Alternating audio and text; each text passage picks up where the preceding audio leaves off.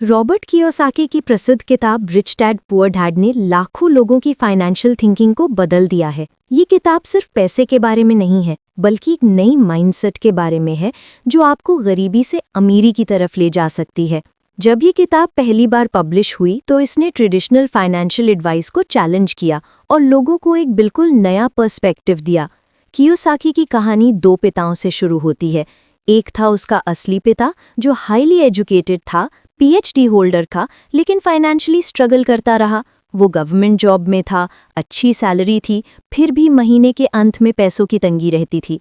दूसरा था उसके दोस्त का पिता जो 8वीं तक ही पढ़ा था, लेकिन फाइनेंशियली सक्सेसफुल था और हवाई के रिचेस्ट लोगों में से एक बन गया था। इन दोनों के अलग अलग अप्रोचेस ने कियोसाकी को समझाया कि एजुकेशन और वेल्थ के बीच कोई डायरेक्ट कनेक्शन नहीं है। पुअर डैड के माइंडसेट ये थी कि अच्छी एजुकेशन लो, अच्छी जॉब पाओ और सिक्योर रहो। वो हमेशा कहता था कि पैसा सब कुछ नहीं है और पैसे के लिए काम करना ही जिंदगी है। उसका फोकस था जॉब सिक्योरिटी पर, पेंशन प्लान्स पर, और वो रिस्क लेने से डरता था। वो कहता था कि घर खरीदना सबसे बड़ा इन्वेस्टमेंट है। रिच डैड की थिंकिंग बिल्कुल अलग थी। वो कहता था कि पैसे के लिए काम मत करो, बल्कि पैसे को अपने लिए काम करवाओ। उसका मानना था कि फाइनेंशियल एजुकेशन सबसे इम्पोर्टेंट है और बिजनेस और इन्वेस्टमेंट्स के थ्रू पैसिव इनकम जनरेट करना ही रियल वेल्थ बिल्डिंग का तरीका है। वो कहता था कि जॉब सिक्योरिटी एक इल्यूजन है। अब आते हैं इस बुक के सबसे इम्पोर्टेंट कॉन्सेप्ट पर, एसेट्स वर्सेस लायबिलिटीज। ये कॉन्सेप्ट इतना सिंपल है कि आप हैरान हो जाएंगे। कियोसाकी कहते हैं कि एसेट वो चीज़ है जो आपके पॉकेट में पैसा डालती है और लायबिलिटी वो चीज़ है जो आपकी पॉकेट से पैसा निकालती है। ये डेफिनेशन बहुत क्लियर कट है, लेकिन ज़्यादातर लोग इसे कंफ्यूज कर देते हैं। ज़्यादातर लोग इस डिफरेंस को समझ नहीं पाते। उदाहरण के लिए आपका घर। लोग सोचते हैं कि घर एक एसेट है, लेकिन कियोसाकी के अकॉर्डिंग अगर आप उस घर में रहते हैं और उसे कोई इनकम नहीं आती तो वो लायबिलिटी है, क्योंकि उसमें मेंटेनेंस, टैक्सेस और ईएमआई का खर्चा होता रहता है। हर महीने आपकी पॉकेट से पैसा जा रहा है। रियल एसेट्स हैं stocks, bonds, rental properties, businesses जो आपको रेगुलर इनकम देते हैं। Dividend paying stocks, rental income से आने वाला पैसा, बिजनेस प्रॉफिट्स, ये सब आपकी पॉकेट में पैसा डालते हैं। ये इनकम आपकी मंथली एक्सपेंसेस को कवर करे, तभी आप फाइनेंशियली फ्री हो सकते हैं। कियोसाकी का कैश फ्लो क्वाड्रेंट भी बहुत इंटरेस्टिंग है।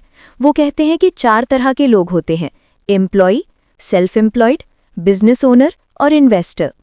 एम्प्लॉय और सेल्फ एम्प्लॉयड लोग टाइम के लिए पैसा ट्रेड करते हैं। अगर वे काम नहीं करेंगे तो इनकम रुक जाएगी। जबकि बिजनेस ओनर और इन्वेस्टर अपने पैसे और दूसरे लोगों के टाइम को यूज करके वेल्थ क्रिएट करते हैं। यहाँ सिस्टम्स काम करते हैं, इंडिविजुअल्स नहीं। फाइनेंशियल एजुकेशन के बारे में कियोसाकी का पॉइंट बहुत क्लियर है। स्कूल में हमें मैथ, साइंस, हिस्ट्री पढ़ाते हैं, लेकिन मनी मैनेजमेंट नहीं सिखाते। कैश फ्लो स्टेटमेंट्स कैसे पढ़ें, बैलेंस शीट्स कैसे समझें, इन्वेस्टमेंट्स कैसे एनालाइज करें, ये सब नहीं सिखाया जाता। यही वजह है कि हाईली एजुकेटेड लोग भी फाइनेंशियली स्ट्रगल करते हैं। उनके पास अर्निंग कैपेसिटी है, लेकिन फाइनेंशियल इंटेलिजेंस नहीं है। रिच लोग टैक्सेस कम पे करते हैं क्योंकि वे लीगल वेज जानते हैं। वे कॉरपोरेशंस बनाते हैं, टैक्स बेनिफिट्स लेते हैं, डिप्रिसिएशन का फ़ायदा उठाते हैं और अपनी वेल्थ को प्रोटेक्ट करते हैं। पुअर और मिडिल क्लास लोग सिर्फ अर्न करते हैं, टैक्स पे करते हैं और बचे हुए पैसे से एक्सपेंसेस हैंडल करते हैं। रिच लोगों का सीक्वेंस अलग है। वे अर्न करते हैं, स्पेंड करते हैं, फिर टैक्स पे करते हैं। कियोसाकी ये भी कहते हैं कि आपको वर्क टू लर्न करना चाहिए, ना कि work to earn. Skills develop करो, डिफरेंट इंडस्ट्रीज को समझो, सेल्स और मार्केटिंग सीखो, कम्युनिकेशन स्किल्स बढ़ाओ। ये नॉलेज आपको फ्यूचर में बड़े अपॉर्चुनिटीज देगी। स्पेशलाइजेशन अच्छी है, लेकिन डाइवर्सिफाइड नॉलेज और भी पावरफुल है। फियर और ग्रीड 2 इमोशंस हैं जो लोगों की फाइनेंशियल डिसीजंस को कंट्रोल करते हैं। फियर की वजह से लोग सेफ ऑप्शंस चूज करते हैं, बैंक में पैसा रखते हैं, जहां इन्फ्लेशन के कारण परचेजिंग पावर घटती रहती है। ग्रीड की वजह से रॉन्ग डिसीजंस लेते हैं, गेट रिच क्विक स्कीम्स में फंस जाते हैं। सक्सेसफुल लोग इन इमोशंस को कंट्रोल करके रैशनल डिसीजंस लेते हैं। इस बुक का प्रैक्टिकल एप्लीकेशन ये है कि आप अपनी करंट सिचुएशन को एनालाइज करें। आपके पास कितने रियल एसेट्स हैं और कितनी लायबिलिटीज हैं, आपकी पैसिव इनकम कितनी है। अगर आप जॉब छोड़ दें तो कितने महीने सर्वाइव कर सकते हैं। ये क्वेश्चंस आपको रियलिटी चेक देंगे। वेल्थ बिल्डिंग के लिए कियोसाकी का फॉर्मूला सिंपल है।